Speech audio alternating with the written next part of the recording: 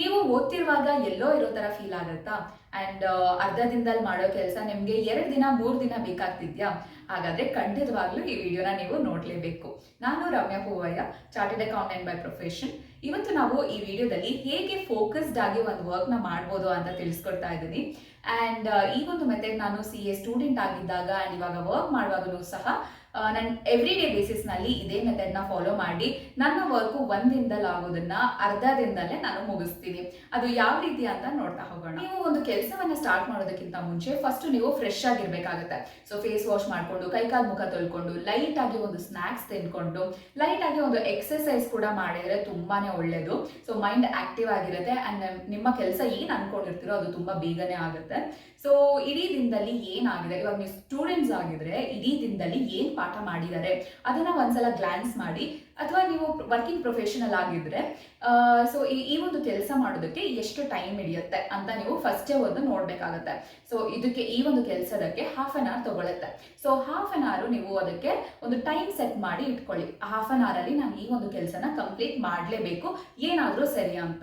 So half an hour timer ಇದ್ರೆ timer set ಮಾಡಿ ಇಟ್ಕೊಳ್ಳಿ. ಫೋನ್ ಹತ್ರ ಇಟ್ಕೊಳ್ಬಾರ್ದು ಅಂತ ಅಂದ್ರೆ ವಾಚ್ ಇದ್ರೂ ಕೂಡ ಪರವಾಗಿಲ್ಲ. ಸೊ ವಾಚ್ ನಲ್ಲಿ ನೀವು ಹಾಫ್ ಅನ್ ಅವರ್ ನ ನೋಡಿ ಇಟ್ಕೊಳ್ಳಿ. ಈ ಹಾಫ್ ಅನ್ ಅವರ್ ಅಲ್ಲಿ ಇಷ್ಟು ಕಂಪ್ಲೀಟ್ ಮಾಡಬೇಕು. ಓಕೆ, 25 ಮಿನಿಟ್ಸ್ ಆಯ್ತು, 15 ಮಿನಿಟ್ಸ್ ಆಯ್ತು, ಸೊ ಇನ್ನ 10 ಮಿನಿಟ್ಸ್ ಇರೋದು, 5 ಮಿನಿಟ್ಸ್ ಇರೋದು ಅಂತ ನೀವು ಬೇಗನೆ ಈ ಒಂದು ವರ್ಕ್ ಪ್ಲಾನ್ ಮಾಡಿರ್ತಾರೆ ಅದನ್ನ ಕಂಪ್ಲೀಟ್ ಮಾಡ್ಬೋದು.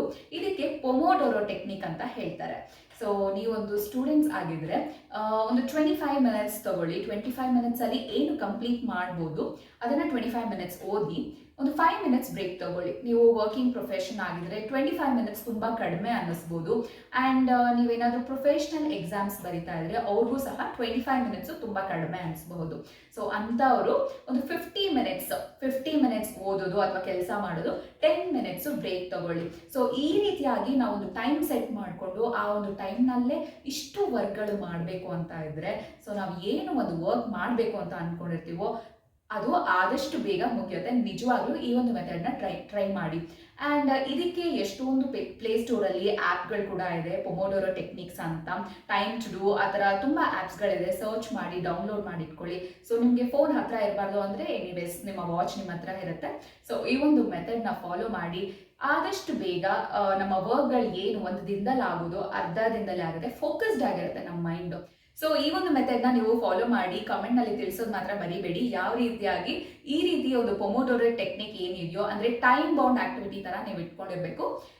ಸೊ ಈ ಒಂದು ಟೈಮ್ ನಲ್ಲಿ ಈ ಒಂದು ವರ್ಕ್ ಕಂಪ್ಲೀಟ್ ಆಗಲೇಬೇಕು ಅಂತ. ಅಂಡ್ ರಿಯಲಿಸ್ಟಿಕ್ ಆಗಿ ಇಟ್ಕೊಳ್ಳಿ. ಸೊ ಇದರಿಂದ ತುಂಬಾ ಫೋಕಸ್ಡ್ ಆಗಿರುತ್ತೆ, ನಮ್ಮ ಮೈಂಡ್ ಆ ಕಡೆ ಈ ಕಡೆ ಹೋಗೋದಿಲ್ಲ. ಅಂಡ್ ಹೋಗ್ತಿದೆ ಈ ತರ ನೀವು ಮಾಡಿದ್ರು ಹೋಗ್ತಿದೆ ಅಂತ ಅಂದ್ರೆ ಒಂದು ಸ್ಮಾಲ್ ವಾಕ್ ಹೋಗಿ ಬನ್ನಿ, ಒಂದು ಜಂಪಿಂಗ್ ಜಾಕ್ಸ್ ಮಾಡಿ. ಸೊ ಅವಾಗ ಮೈಂಡ್ ಆಕ್ಟಿವ್ ಆಗುತ್ತೆ. ಸೊ ಆ ರೀತಿಯಾಗಿ ನಾವು ಒಂದು ಪೊಮೋಡೋರೋ ಟೆಕ್ನಿಕ್ ಫಾಲೋ ಮಾಡೋದ್ರಿಂದ ನಾವು ಏನೇ ಒಂದು ವರ್ಕ್ ಮಾಡಿದ್ರು ಫೋಕಸ್ಡ್ ಆಗಿ ಇರ್ತೀವಿ. Thank you.